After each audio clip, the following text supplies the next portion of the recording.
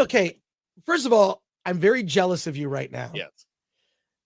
I have been looking forward to this movie since they dropped that first teaser, which was very short, like little just over a minute teaser of Godzilla Minus One. Long time, I'm a long time Toho monster fan. I saw Godzilla versus the Smog Monster, and I saw that in the theater. I saw it in the theater along with War of the Gargantuas. So I when I was a kid, I saw the Godzilla movies in a theater. Whenever they were on TV, I would watch the 4:30 movie or sometimes the 4 o'clock movie. They changed the name of it. In growing up in Michigan, just outside of Detroit, that I quit the Cub Scouts because it conflicted with seeing Godzilla. I've collected Godzilla toys. I went to a recent Godzilla film festival that was at the Frida Cinema in Santa Ana, California. I love Godzilla. I have always loved Godzilla, what Godzilla represented. And even seeing like the original Godzilla movie, I never knew that like Raymond Burr, the original 1950s Godzilla that kicked it all off, I didn't realize Raymond Burr, they just added Raymond Burr in for the American release. It's a much more serious, darker film. And if you pay attention, the footage doesn't even match. Godzilla Minus One is kind of a reboot of the series. No spoilers, obviously, Alan, but I am hearing great things about it. And at some point, I will love to hear you speak about the film. I'm so jealous. Are you done? Yes. Hey, I invited you. I know. I you had time, but you chose to wait. Instead of seeing it in the small studio screen that I saw it in, you wanted to see it in IMAX, which I don't blame you for that. Look, I'm waiting to see this in IMAX because I saw some people had seen it in IMAX. They say it's almost like necessary to see this film in IMAX. Well, because of the sound. You need a premium sound system. Yes. For Godzilla Minus One. Well, so tell us let me give you my initial impression of Godzilla Minus One, and it's this: white people, your movies suck. I mean, look, Godzilla Minus One, RRR, even Everything Everywhere All at Once, predominantly an Asian movie. I mean, white people, you got to get your act together. You gotta slow down. You gotta think about, hey, think about ideas of excellence.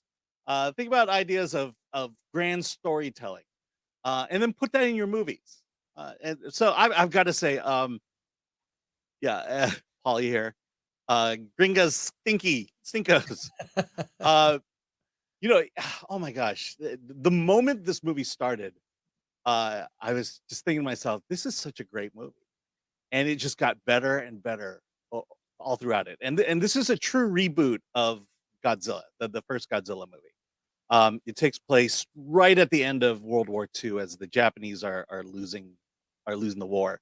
And it's just reminiscent of that. It's Godzilla is a monster terrorizing a city, and a little guy has to figure out a way to stop Godzilla. That's what this movie is. This is Gon is the guy in a suit. This is the CG here of Godzilla himself is amazing. The way they blended in with the real practical stuff is incredible, and the storytelling. Deep down, it's always been a human story, and this is that human story. It's about in speaking in broad strokes, but it's about Japan trying to rebuild itself, and Godzilla coming along to be yet another threat to Japan. And so this is look, this is right up there for me when I first saw RRR. It was just a joy and a lot of fun to watch. And I'll be honest, I admire the original Godzillas, but it was a guy in a suit, and this just brings it all the way around, and makes it contemporary. And you go in with high expectations on this one.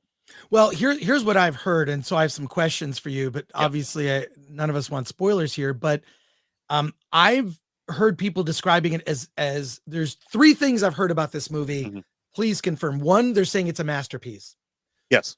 And I agree with you that when America does Godzilla, there's something missing. There's something in the zeitgeist in Japan, in the Japanese Yeah. culture that makes Godzilla based on, obviously inspired by the, just the nuclear bomb, Yeah, I mean, Hiroshima. in terms of the movie itself, it is literally the first movie that tone and that feel of that first movie, but with all the production values upgraded, immensely.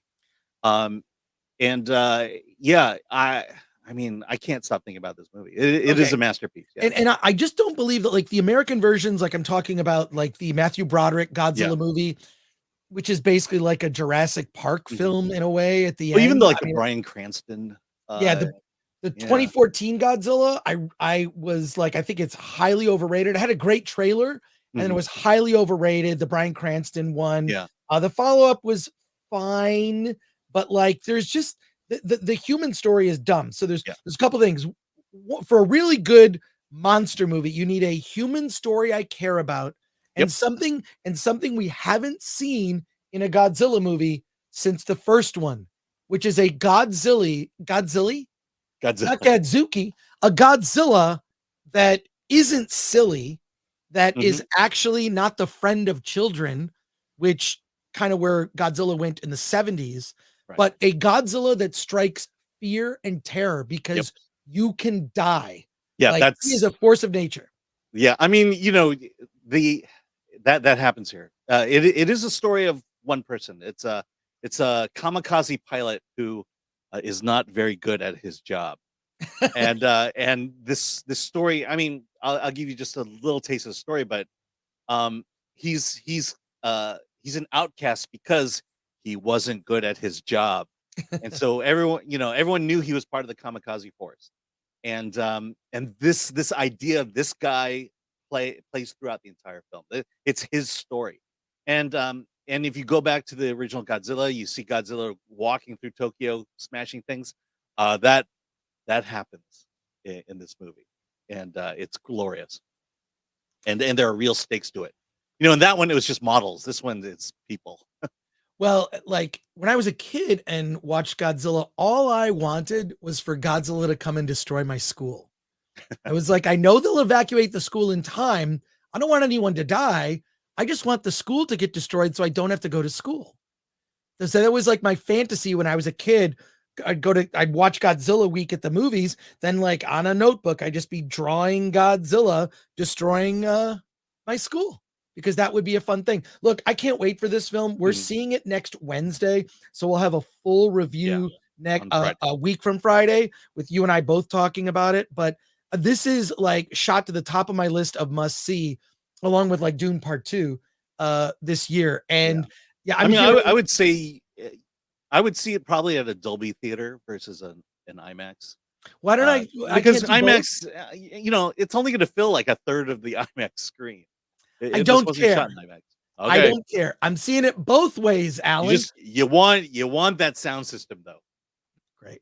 All Yeah, right. because Well, so let's just say, same Godzilla has the same powers. It's just, a production upgrade. all right. So do you recommend Godzilla Minus One? Absolutely. Absolutely, and it's not I think the other thing you said is scary. It's Godzilla scary. It's, kids who can handle, that kind of violence from the past, it's pretty much here. So, uh, I don't think it's horror or gory. That's probably the best way to say it.